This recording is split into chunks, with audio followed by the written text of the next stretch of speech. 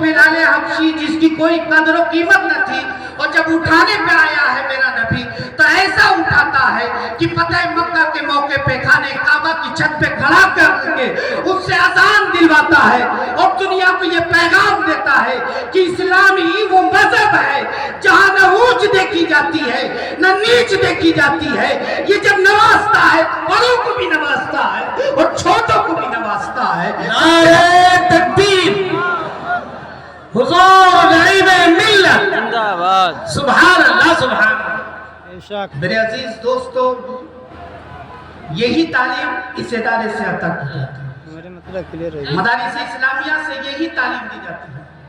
और मैं यही सोचा करता हूँ कि आज सबसे ज्यादा टारगेट मदारिस इस्लामिया ही क्यों है। मैं आपसे भी भरपूर तवज्जो चाहूंगा, मेरे बाद तकरीर सुन लीजिएगा, बहुत जोरदार धुआंधार तकरीरें आप सुनिएगा। मैं आपसे सिर्फ चंद देर के लिए, चंद मिनटों के लिए, थोड़ी देर के लिए कुछ गुफ्तगू भी करना चाहूंगा। आप गूगल की दुनिया में भी रहते हैं, यूट्यूब की दुनिया में भी हैं, मोबाइल की दुनिया में है, अखबारों की दुनिया में भी आप देख रहे हैं हालात क्या है। इस सबसे ज्यादा टारगेट मदारिस को बनाया जाता है, मदरसों को बनाया जाता है। इस वक्त सबसे ज्यादा निशाने पे मदरसे हैं। वजह क्या है?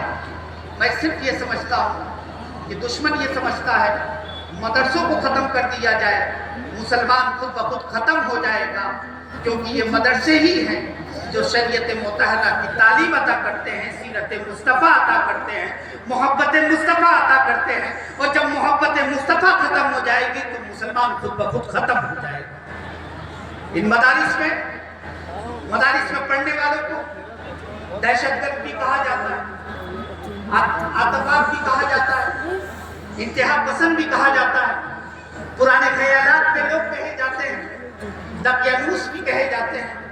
मेरे अजीज दोस्तों और बुजुर्गों, इन इदारों में इंतहा पसंद नहीं रहते हैं, इन इदारों में तो मोहब्बत पसंद रहते हैं। इन इदारों में तो वो रहते हैं जो अपना सब कुछ कुर्बान कर देते हैं और अपने मुल्क के लिए अपनी जानों को कुर्बान कर देते हैं। ये इदारे वो, अगर तारीख का मुताला करेंगे आप, हम तो अपनी तारीख भुला चुके हैं, वो भूल चुके हैं, पढ़ते ही नहीं। हम तो सिर्फ अपने अपने में रहते हैं, अपनी अदा के लिए जी रहे हैं, अपनी नाक के लिए जी रहे हैं, अपने वकार के लिए जी रहे हैं। और मेरी बात न कट जाए, चाहे कुछ भी हो जाए, मदरसा बर्बाद हो रहा है तो होने दिया जाए, लेकिन मेरी बात नहीं कटनी चाहिए। ये हालात आज के तो आप लोग तो जानते हैं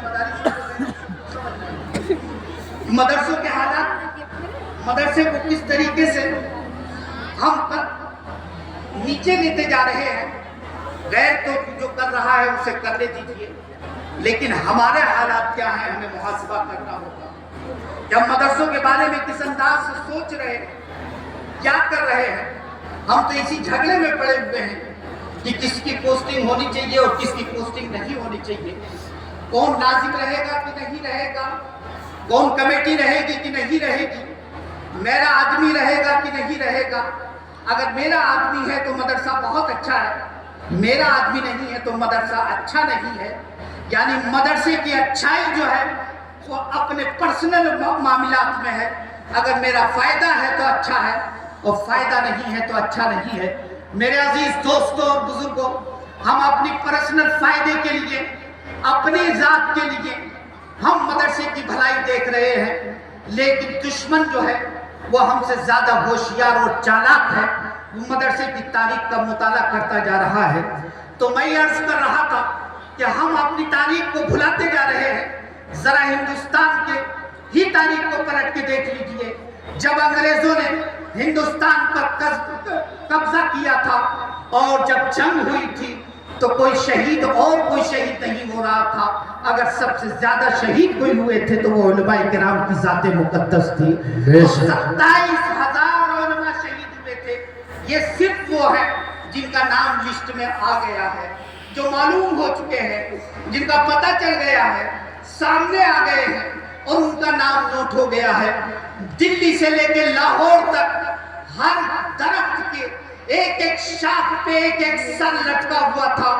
وہ سر کسی عام آدمی کا نہیں تھا بلکہ جماعت اہل سنت کے علماء کرام کی ذات مقدس تھی جنہیں شہید کیا جا رہا تھا, جنہیں شہید کر دیا گیا تھا.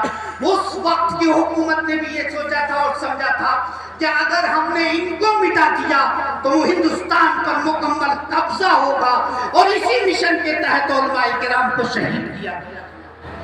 ذرا تاریخ اٹھا کے دیکھیے آپ لوگ, ہم اپنی تاریخ کو بھول چکے ہیں, ہم بھلاتے جا رہے ہیں, ہم اپنے فائدے کے لیے اپنی تاریخ کو بھلا رہے ہیں. میرے عزیز دوستوں اور بزرگوں, یہ ادارے ہمارے لیے اتنی ضرورت ہے, اتنی زیادہ ضروری ہے.